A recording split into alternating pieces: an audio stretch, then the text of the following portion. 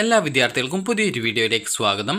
ഈ വർഷത്തെ engineering, architecture, pharmacy, medical അനുബന്ധ കോഴ്സുകളിലേക്കുള്ള അഡ്മിഷനുമായി ബന്ധപ്പെട്ട് പ്രവേശനത്തിനായിട്ട് അപേക്ഷ സമർപ്പിച്ച വിദ്യാർത്ഥികളുടെ അപേക്ഷയിലുള്ള തെറ്റുകൾ ഉള്ളവരുടെ ലിസ്റ്റ് പ്രസിദ്ധീകരിച്ചു.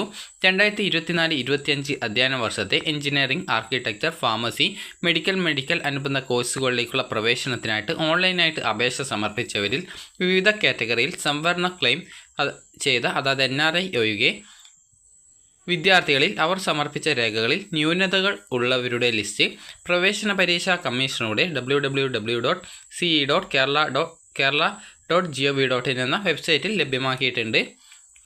കീം 2024 കാൻഡിഡേറ്റ് പോർട്ടൽ എന്ന ലിങ്കിൽ ക്ലിക്ക് ചെയ്ത് അവരുടെ അപേക്ഷ, അതായത് ലിങ്കിൽ ക്ലിക്ക് ചെയ്യില്ല, അതിൽ നിങ്ങളുടെ ആപ്ലിക്കേഷൻ നമ്പറും പാസ്വേഡും നൽകി ലോഗിൻ ചെയ്യുമ്പോൾ നിങ്ങൾക്ക് നിങ്ങളുടെ പ്രൊഫൈൽ കാണാൻ സാധിക്കുന്നതായിരിക്കും.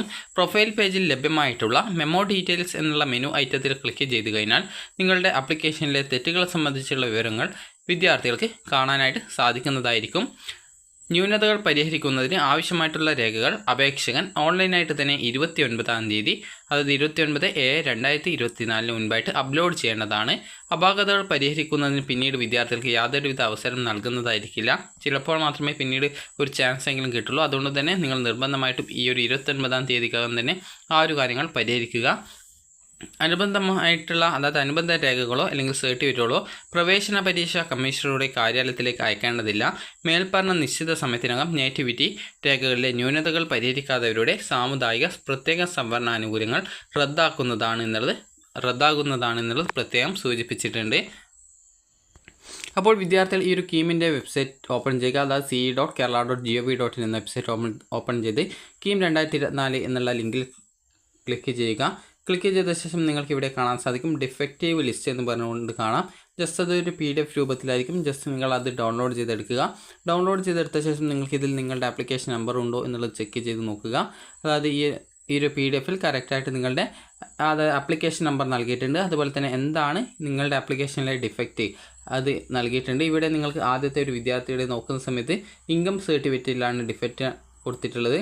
അതുപോലെ തന്നെ രണ്ടാമത്തെ വിദ്യാർത്ഥികളുടെ ആ ഒരു സർട്ടിഫിക്കറ്റിൻ്റെ കാര്യത്തിൽ നോൺ ക്രിമിനൽ സർട്ടിഫിക്കറ്റ്, അതുപോലെ SG അതായത് സ്കൗട്ട് ആൻഡ് ഗൈഡ്സിൻ്റെ സർട്ടിഫിക്കറ്റിലാണ് അവിടെ നൽകിയിട്ടുള്ളത്. അതുപോലെ തന്നെ മൈനോറിറ്റി, അതുപോലെ non criminal certificate, EWS certificate എന്നിങ്ങനെയൊക്കെയുള്ള വിവിധ കാരണങ്ങൾ കൊണ്ട് ഡിഫക്റ്റ് ഇവിടെ നൽകിയിട്ടുണ്ട്.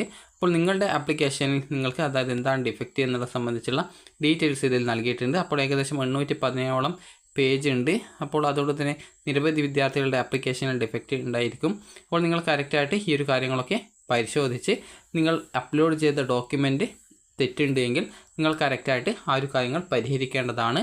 വിദ്യാർത്ഥികൾക്ക് ഇവിടെ കാണാനായിട്ട് സാധിക്കുന്നതാണ് നിങ്ങളുടെ ആപ്ലിക്കേഷൻ നമ്പർ, പാസ്വേഡും അതുപോലെ ഇവിടെ കാണുന്ന ആക്സസ് കോഡ് നൽകി ലോഗിൻ ചെയ്തുകൊണ്ട് മെമ്മോ ഡീറ്റെയിൽസ് എന്നുള്ളതിൽ ക്ലിക്ക് ചെയ്ത് ആപ്ലിക്കേഷനിലെ തെറ്റെന്താണ് അത് പരിഹരിക്കാനായി അതിൽ തെറ്റെന്താണെന്ന് രേഖപ്പെടുത്തിയിട്ടുണ്ടാകും. അത് പരിഹരിക്കാനായി ആവശ്യമായുള്ള ഡോക്യുമെൻറ്റ് അപ്ലോഡ് ചെയ്ത് 29-ാം തീയതിക്കകം നിങ്ങൾ ഈ ഒരു കാര്യങ്ങളൊക്കെ അപ്ലോഡ് ചെയ്ത് കൊടുക്കേണ്ടതാണ്.